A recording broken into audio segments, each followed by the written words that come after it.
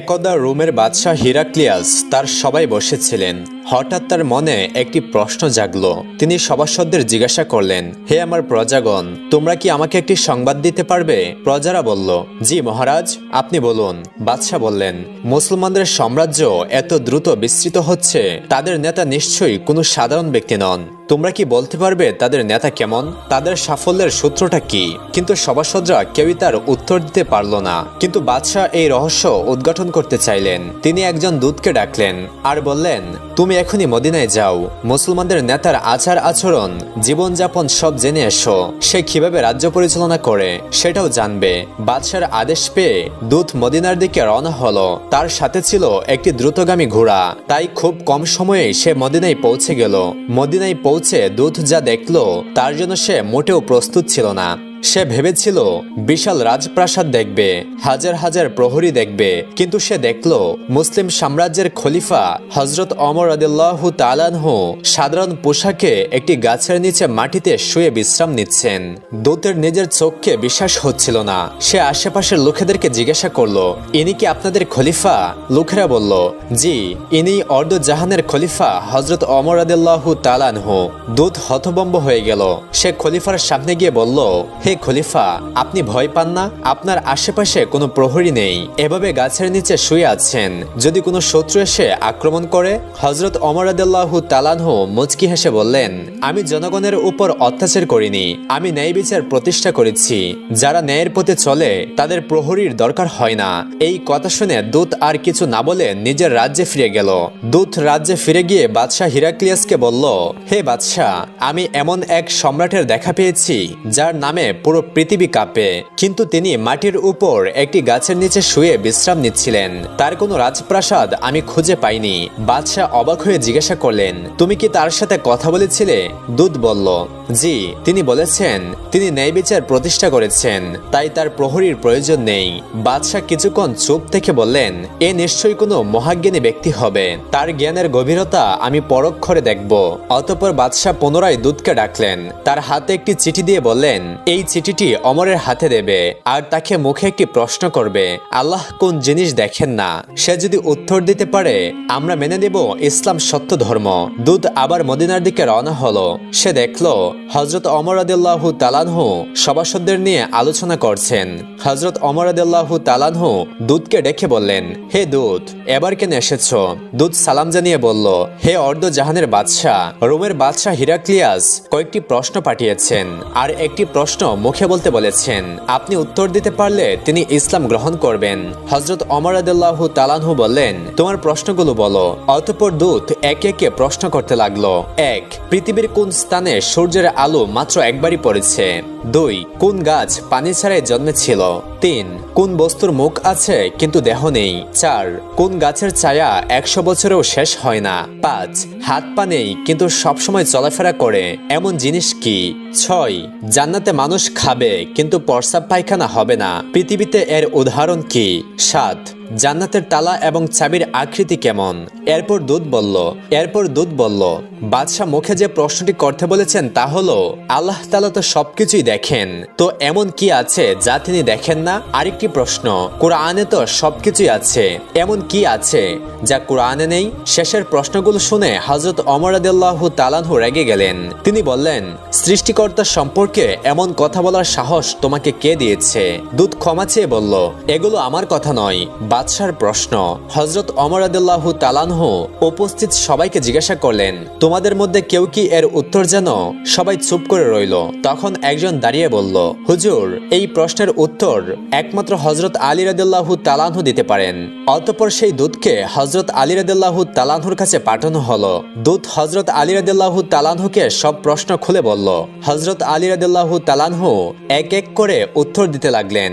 তোমার প্রথম প্রশ্নের উত্তর, হযরত মুসা আলাইহিস সালামের জন্য সমুদ্রের মাঝে যে রাস্তা তৈরি হয়েছিল সেখানে সূর্যের আলো মাত্র একবারই পড়েছিল। দ্বিতীয় প্রশ্নের উত্তর, হযরত ইউনুস আলাইহিস সালাম মাছের পেট থেকে বের হওয়ার পর আল্লাহর রহমতে পানি ছাড়াই একটি লাউ গাছ জন্মেছিল। তৃতীয় প্রশ্নের উত্তর, জাহান্নামের আগুন যার মুখ আছে কিন্তু হাত পা নেই? চতুর্থ প্রশ্নের উত্তর, জান্নাতের শাজারাতুত তোবা নামক এক বৃক্ষ যার ছায়া 100 বছরও শেষ হবে না। পঞ্চম প্রশ্নের উত্তর, পানি যার হাত পা নেই কিন্তু সর্বদা প্রবাহমান। ষষ্ঠ প্রশ্নের উত্তর, শিশু যেমন মাতৃগর্ভে পানাহার করে কিন্তু তাদের প্রস্রাব পায়খানা হয় না, জান্নাতের উদাহরণটিও তেমনি। সপ্তম প্রশ্নের উত্তর, জান্নাতের তালা হলো শিরক আর চাবি হলো তাওহীদের সাক্ষ্য। এবার তোমার বাদশার প্রশ্ন, আল্লাহ সুবহানাহু ওয়া তাআলা কি দেখেন না? শোনো হে দূত, আল্লাহ স্বপ্ন দেখেন না, কারণ তিনি কখনো ঘুমান না বা তন্দ্রাচ্ছন্ন হন না। আর তোমার শেষ প্রশ্ন, কোরআনে কি নেই? পবিত্র কোরআনে মিথ্যা নেই। অতঃপর সেই দূত সব উত্তর শুনে অবাক হয়ে গেল। সে আলী রাদিয়াল্লাহু তাআলা আনহুকে সালাম জানিয়ে রাজ্যে ফিরে গেল এবং বাদশাহ হিরাক্লিয়াসকে সব খুলে বলল। বাদশাহ হতভম্ব হয়ে বললেন, মুসলিম শাসক আমার ধারণার থেকেও অধিক জ্ঞানী। যেই মুহাম্মদ সাল্লাল্লাহু আলাইহি ওয়াসাল্লাম তাদের শিক্ষা দিয়েছেন তার ধর্ম মিথ্যা হতে পারে না। আমি লোকমুখে ঠিকই শুনেছি, মুহাম্মদ জ্ঞানের শহর এবং আলী তার দরজা। হে লোক সকল, তোমরা শুনে রাখো, মুহাম্মাদের ধর্মই একমাত্র সত্য ধর্ম এবং আমি সাক্ষ্য দিচ্ছি যে মুহাম্মদ সাল্লাল্লাহু আলাইহি ওয়াসাল্লাম আল্লাহর রাসূল। হযরত ওমর রাদিয়াল্লাহু তাআলা আনহুর শাসনকালে একদিন দুজন সহোদর ভাই এক বালককে টেনে হিঁচড়ে নিয়ে আসলেন ওমর রাদিয়াল্লাহু তাআলা আনহুর দরবারে। হযরত ওমর রাদিয়াল্লাহু তাআলা আনহু ওই দুই ভাইকে জিজ্ঞাসা করলেন, তোমরা কেন এই বালকটিকে এইভাবে ধরে নিয়ে আসলে? তোরে সেই দুই ভাই বললেন, হে আমিরুল মুমিনিন, এই বালক আমাদের পিতাকে হত্যা করেছে। এই কথা শুনে সাইয়েদনা হযরত ওমর রাদিয়াল্লাহু তাআলা আনহু বালকটিকে লক্ষ্য করে বললেন, আপনি কি সত্যিই তাদের পিতাকে হত্যা করেছেন? ওমর রাদিয়াল্লাহু তাআলা আনহুর প্রশ্নের উত্তরে বালকটি বলল, হ্যাঁ, আমি এই কাজ করেছি, তবে তা ছিল একটি দুর্ঘটনা। আমার উট তাদের বাগানে ঢুকে পড়েছিল। তা দেখে তাদের পিতা একটি পাথর ছুঁড়ে মারল আর সেই পাথরটি আমার উটের চোখে লাগলো। তখন আমি দেখতে পাই যে উটটি খুবই কষ্ট পাচ্ছে, যা দেখে আমার অনেক রাগ হয়ে যায় এবং অন্য একটি পাথর নিয়ে আমি তার দিকে ছুঁড়ে মারি। পাথরটি তার মাথায় লাগে এবং উনি মারা যান। বালকটির এই কথা শুনে হযরত ওমর রাদিয়াল্লাহু তাআলা আনহু মৃত ব্যক্তির দুই সন্তানকে জিজ্ঞাসা করলেন, আপনারা কি এই বালকটিকে ক্ষমা করবেন? সেই দুই ভাই জবাব দিলেন, না, আমরা একে ক্ষমা করব না। আমরা আমাদের পিতার জানের বদলে এর জান চাই। আমিরুল মুমিনিন হযরত ওমর রাদিয়াল্লাহু তাআলা আনহু তখন ওই বালকটির কাছে জানতে চাইলেন, আপনার কি শেষ কোনো ইচ্ছা আছে? বালকটি বলল, আমার বাবা দুনিয়া থেকে বিদায় হওয়ার সময় আমার ছোট ভাইয়ের জন্য কিছু সম্পদ আমার কাছে রেখে যান, যা আমি এক জায়গায় লুকিয়ে রেখেছি। আমি 3 দিন সময় চাই যাতে করে আমি সেই জিনিসগুলো আমার ভাইকে দিয়ে আসতে পারি। হে আমিরুল মুমিনিন, আপনি আমাকে বিশ্বাস করুন। তখন হযরত ওমর রাদিয়াল্লাহু তাআলা আনহু বললেন, আমি আপনাকে বিশ্বাস করতে পারি যদি একজন জামিনদার জোগাড় করতে পারেন যিনি নিশ্চয়তা দিবেন যে আপনি ফিরে আসবেন। বালকটি দরবারের চারিদিকে তাকালো। এত এত মানুষের মধ্যে কেউই তার জন্য জামিনদার হলো না। হঠাৎ দরবারের পেছন থেকে একটি হাত উঠল। কার ছিল এই হাত মোবারক? উনি ছিলেন বিশিষ্ট সাহাবী হযরত আবু যর গিফারি রাদিয়াল্লাহু তাআলা আনহু। তিনি বললেন, আমি তার জামিনদার হব। এখানে একটি জানার বিষয় এই যে জামিনদার মানে হলো যদি বালকটি ফিরে না আসে তাহলে বালকের পরিবর্তে হযরত আবু যর গিফারি রাদিয়াল্লাহু তাআলা আনহুর শিরচ্ছেদ করা হবে। সুতরাং উপযুক্ত জামিনদার খুঁজে পাওয়ার পর বালকটিকে ছেড়ে দেওয়া হলো। একদিন গিয়ে 2 দিন হলো, কিন্তু বালকটি তো ফিরে আসলো না। তৃতীয় দিনে দুই ভাই হযরত আবু যর গিফারি রাদিয়াল্লাহু তাআলা আনহুর কাছে গেলেন। তখন আবু যর গিফারি রাদিয়াল্লাহু তাআলা আনহু বললেন, আমি মাগরিব পর্যন্ত অপেক্ষা করব, আপনারা আমাকে মাগরিব পর্যন্ত সময় দিন। অতঃপর মাগরিবের কিছুক্ষণ আগে হযরত আবু যর গিফারি রাদিয়াল্লাহু তাআলা আনহু সাইয়েদনা ওমর রাদিয়াল্লাহু তাআলা আনহুর দরবারের দিকে রওনা হলেন। তখন পবিত্র মদিনা শরীফের অধিবাসীগণ হযরত আবু যর গিফারি রাদিয়াল্লাহু তাআলা আনহুর পিছন পিছন যেতে লাগলেন। সকলেই দেখতে চান কি ঘটে আজকে। সত্যি কি হযরত আবু যর গিফারি রাদিয়াল্লাহু তাআলা আনহুকে ওই বালকের পরিবর্তে মৃত্যুদণ্ড দেওয়া হবে? চারিদিকে পিনপতন নীরবতা। কি হতে চলেছে? হঠাৎ মাগরিবের আজানের কিছুক্ষণ আগে সেই বালক চিৎকার দিয়ে দৌড়ে এসে ওমর রাদিয়াল্লাহু তাআলা আনহুর দরবারে উপস্থিত হলো। এই দৃশ্য দেখে সাইয়েদনা ওমর রাদিয়াল্লাহু তাআলা আনহু জিজ্ঞাসা করলেন, হে বালক, তুমি কেন ফিরে এসেছো? আমি তো তোমাকে আনার জন্য কোনো লোক পাঠাইনি। কোন জিনিসটা তোমাকে ফিরিয়ে আনলো? তখন বালকটি উত্তর দিল, আমি চাই না যে কেউ একজন বলুক মুসলিম কথা দিয়েছিল কিন্তু সে কথা রাখিনি, তাই আমি ফিরে এসেছি। সাইয়েদনা হযরত ওমর ফারুক রাদিয়াল্লাহু তাআলা আনহু তখন হযরত আবু যর গিফারি রাদিয়াল্লাহু তাআলা আনহুকে বললেন, হে আবু যর, না জেনে না চিনে আপনি কেন এই বালকটির জামিনদার হলেন? হযরত আবু যর গিফারি রাদিয়াল্লাহু তাআলা আনহু বললেন, আমি দেখলাম একজন মুসলমানের সাহায্যের প্রয়োজন। আমি চাই না যে কেউ বলুক একজন মুসলমানের সাহায্যের প্রয়োজন ছিল, কিন্তু কোনো মুসলমান তাকে সাহায্য করেনি। এই কথা শুনে দুই ভাই বলে উঠল, হে আমিরুল মুমিনিন, আমরাও চাই না যে কেউ বলুক একজন মুসলমান ক্ষমা চেয়েছিল, কিন্তু অন্য মুসলমান তাকে ক্ষমা করেনি। তারপর দুই ভাই বালকটিকে ক্ষমা করে দিল। অতঃপর বালকটি মুক্তি পেয়ে গেল।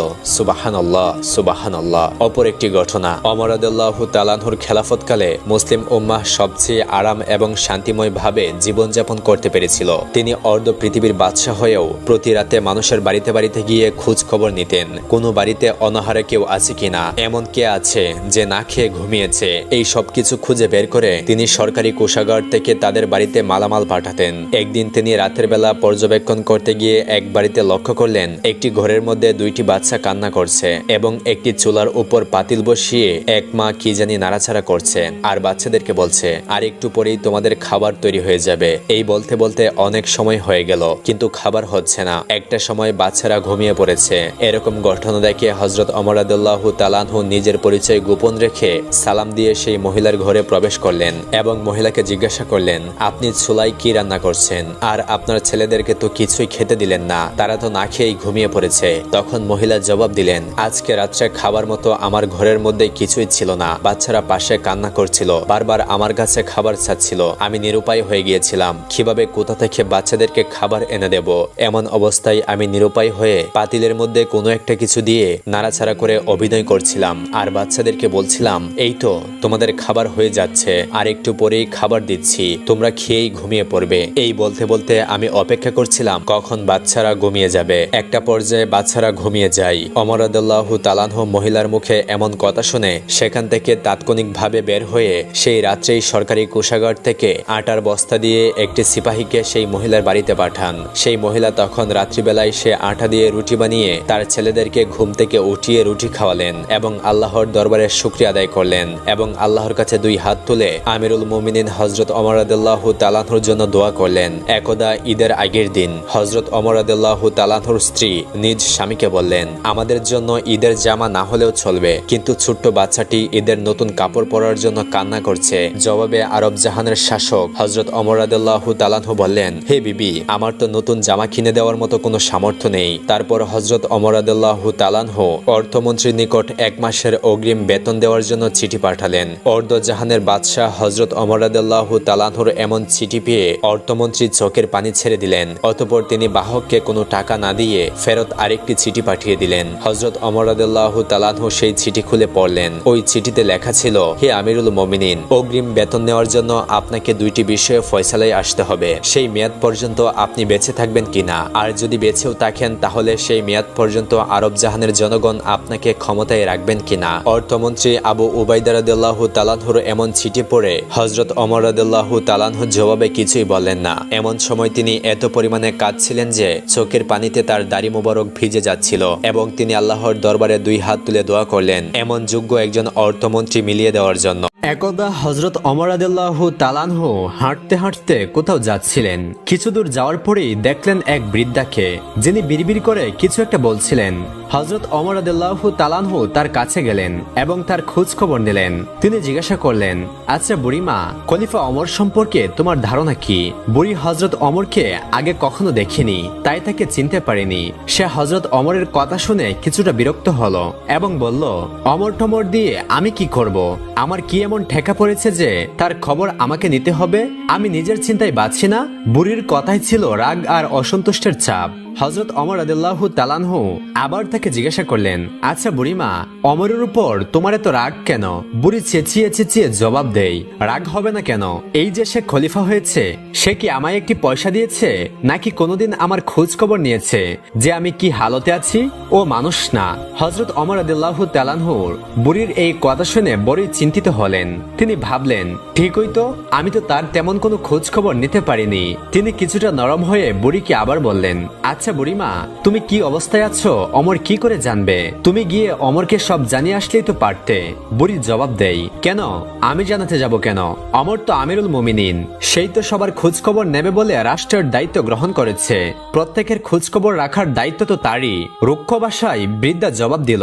হযরত ওমর রাদিয়াল্লাহু তাআলা আনহু শান্তভাবে আবার বললেন, আচ্ছা অমর খলিফা হওয়ার পর তুমি যে কষ্ট পেয়েছো, সে কষ্টের বিনিময়ে তুমি কত টাকা পেলে অমরকে মাফ করে দিবে? বৃদ্ধার সাথে হযরত ওমর রাদিয়াল্লাহু তাআলা আনহুর এসব কথা চলছে। এমন সময় হযরত আলী রাদিয়াল্লাহু তাআলা আনহু ও আব্দুল্লাহ ইবনে মাসউদ রাদিয়াল্লাহু তাআলা আনহু সেখানে হাজির হলেন। তারা হয়তো কোথাও যাচ্ছিলেন। তারা এসে সালাম দিলেন, আসসালামু আলাইকুম ইয়া আমিরুল মুমিনিন। আগন্তুক দুই ব্যক্তির মুখে আমিরুল মুমিনিন শব্দ শুনে বৃদ্ধা তাজ্জব হয়ে গেল।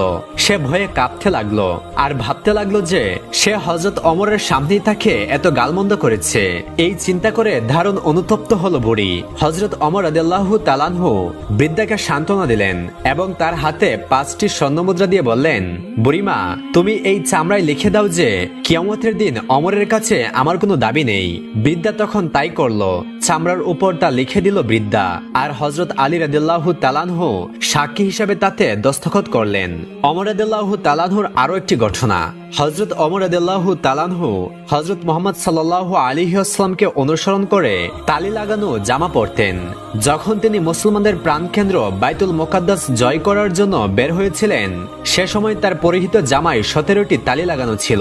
যখন তিনি তালিযুক্ত জামা পরিহিত অবস্থায় জেরুজালেমের উদ্দেশ্যে রওনা হয়েছিলেন, তখন সাহাবাদের মধ্য হতে কেহ একজন হযরত আলী রাদিয়াল্লাহু তাআলা আনহুকে বলল, ইয়া আলী, হযরত ওমর রাদিয়াল্লাহু তাআলা আনহুকে বলুন অন্তত আজকের দিনে তিনি তালিযুক্ত কাপড় খুলে একটু ভালো কাপড় পরিধান করার জন্য, কারণ তিনি ইহুদি খ্রিস্টানদের দেশে যাচ্ছেন। তারা হয়তো আমিরুল মুমিনিনকে দেখে বিরূপ মন্তব্য করতে পারে। তারা তিরস্কার করে বলতে পারে যে মুসলমানগণ খলিফার জন্য একজোড়া ভালো কাপড়ের ব্যবস্থাও করতে পারেনি।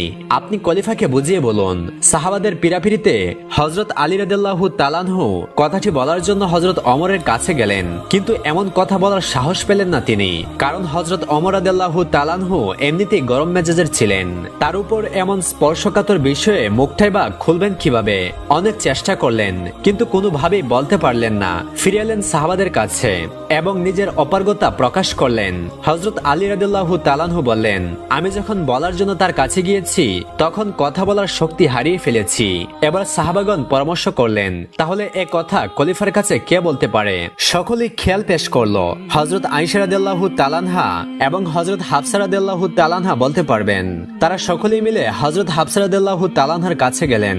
হযরত হাফসা রাদিয়াল্লাহু তাআলা আনহা বললেন, আমি আল্লাহর রাসূলের স্ত্রী এবং খলিফা ওমরের মেয়ে, কিন্তু আমার পিতাকে এ কথা বলার সাহস আমার নেই। আমি এ কথা বলতে পারবো না। তখন হযরত আয়েশা রাদিয়াল্লাহু তাআলা আনহা বললেন যে তিনি এ কথা হযরত ওমর রাদিয়াল্লাহু তাআলা আনহুকে বলতে পারবেন। সাহাবায়ে কেরাম হযরত আয়েশা রাদিয়াল্লাহু তাআলা আনহার কাছে দরখাস্ত করলেন। অতঃপর তিনি হযরত ওমর রাদিয়াল্লাহু তাআলা আনহুকে ডেকে পাঠালেন। হযরত ওমর রাদিয়াল্লাহু তাআলা আনহু হযরত আয়েশা রাদিয়াল্লাহু তাআলা আনহার পয়গাম পাওয়ার সাথে সাথেই উপস্থিত হলেন। ভারত উপমহাদেশের বিখ্যাত হাদিস বিশারদ শাহ ওলিউল্লাহ মুহাদ্দিসে দেহলভী রাহমাতুল্লাহি আলাইহি একটি গ্রন্থে লিখেছেন যে হযরত ওমর রাদিয়াল্লাহু তাআলা আনহু আম্মাজান আয়েশা রাদিয়াল্লাহু তাআলা আনহার সামনে দুজানু হয়ে বসে পড়লেন। আয়েশা রাদিয়াল্লাহু তাআলা আনহা বললেন, হে আমিরুল মুমিনিন, আপনি যেহেতু খ্রিস্টানদের রাজ্যে যাচ্ছেন, এজন্য আপাতত এই তালিযুক্ত জামা পরিত্যাগ করে অন্য একটি ভালো জামা পরিধান করুন। আম্মাজান আয়েশা রাদিয়াল্লাহু তাআলা আনহার কথা শেষ হতে না হতেই খলিফাতুল মুসলিমিন কেঁদে ফেললেন। আয়েশাকে বললেন, আম্মা, আপনি কি আমাকে রাসূল সাল্লাল্লাহু আলাইহি ওয়াসাল্লাম থেকে দূরে সরিয়ে দিতে চাচ্ছেন?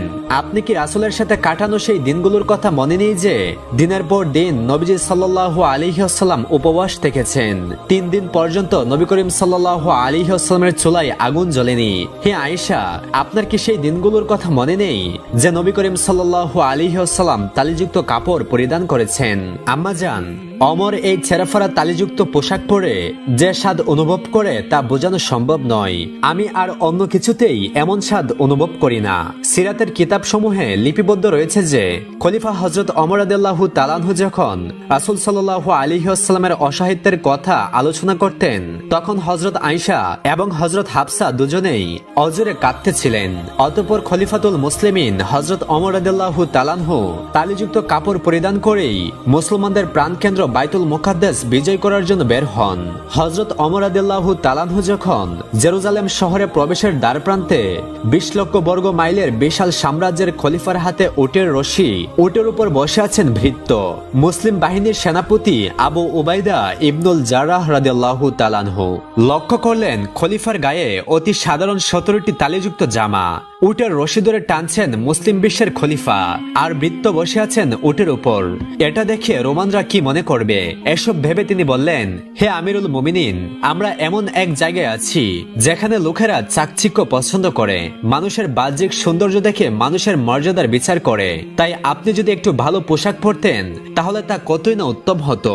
হযরত ওমর রাদিয়াল্লাহু তাআলা আনহু তখন আবু উবাইদা ইবনুল জাররাহ রাদিয়াল্লাহু তাআলা আনহুর কথায় রেগে গেলেন, তার বুকে আঘাত করলেন আর বললেন, আমি তোমার পক্ষ থেকে এই কথাগুলো আশা করিনি।